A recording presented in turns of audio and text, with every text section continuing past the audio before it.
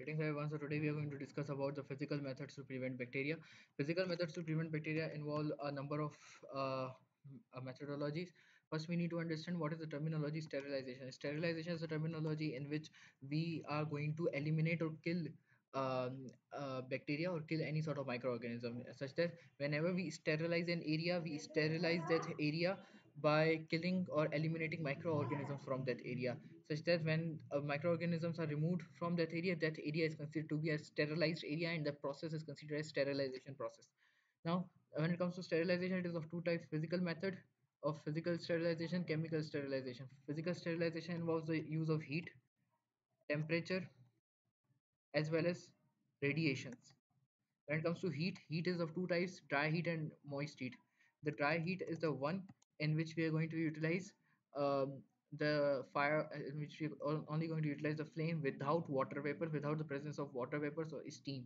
But when it comes to the moist heat involves heat, flame with the presence of water vapors in the air, right? So dry heat basically causes oxidation. It causes combustion of the structural and functional proteins of uh, the bacteria. But when it comes to moist heat causes the coagulation. It causes the coagulation of proteins, such that whenever we boil egg, so at that moment the proteins are not combusted as it is in the case of burning it in the form of flame.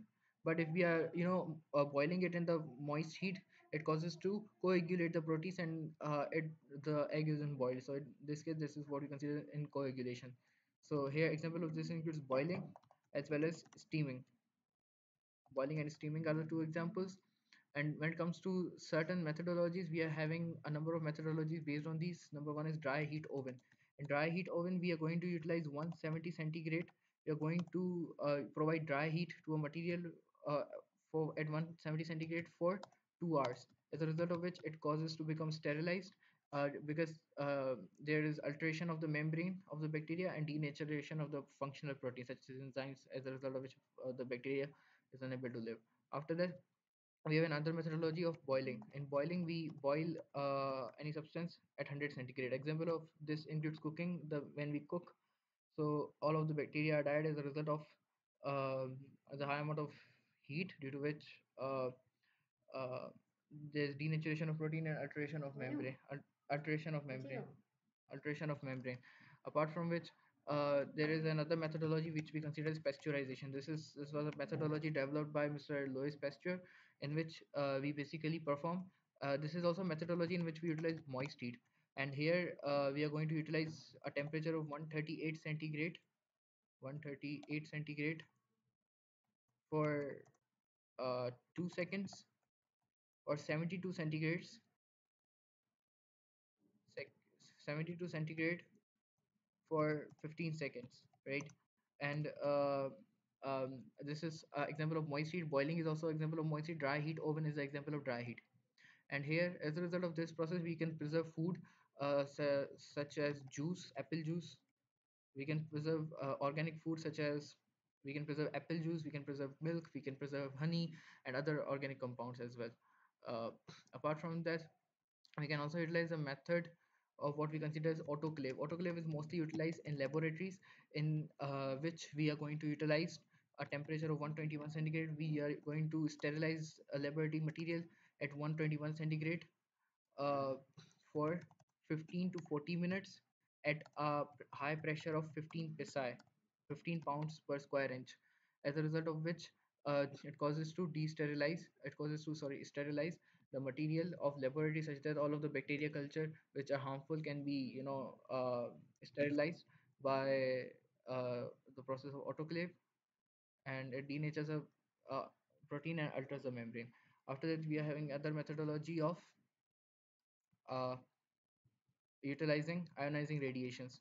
Ionizing radiations, and before that we are having electromagnetic radiations, such that those electromagnetic radiations which are below 300 nanometer in wavelength. uh, of course, if they are having the less wavelength, then they are having higher frequency, which among which we have example of X-rays and gamma rays. Whenever these wavelengths are utilized, whenever these X-rays are whenever these radiations are utilized, these radiations cause to alter the molecular structure and thus cause mutation in the structure of bacteria, due to which the bacteria structure is turned from double-stranded to single-stranded, such that in their double-stranded strand there are breaks of single strand, due to which the molecular structure is altered and thus the bacteria is unable to live. As a result of which this method is considered under ionizing radiation. Non-ionizing radiation is the one in which we are going to utilize gamma rays only. But in ionizing radiation is the one in which we are going to utilize X-rays as well as gamma rays. Non-ionizing radiation causes to include thymidine base pairs, include thymidine base pairs into the structure of DNA of bacteria, due to which it causes the mutation into the structure of bacteria. So in this case, this is the difference between both of them. Apart from which, there is another methodology we consider as simple desiccation.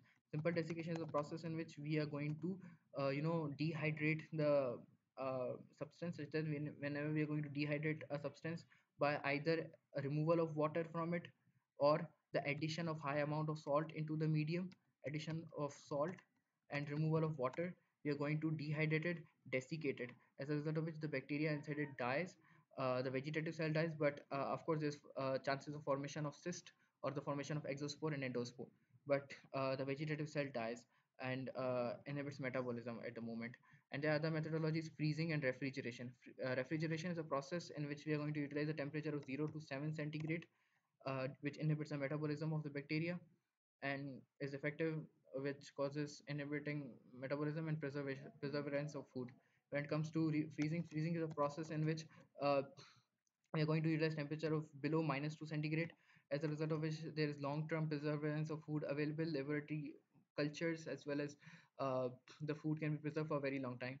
And in this process, we are going to stop metabolism at all, right? So this is a case which is considered under freezing, and this is a case in which we consider under refrigeration.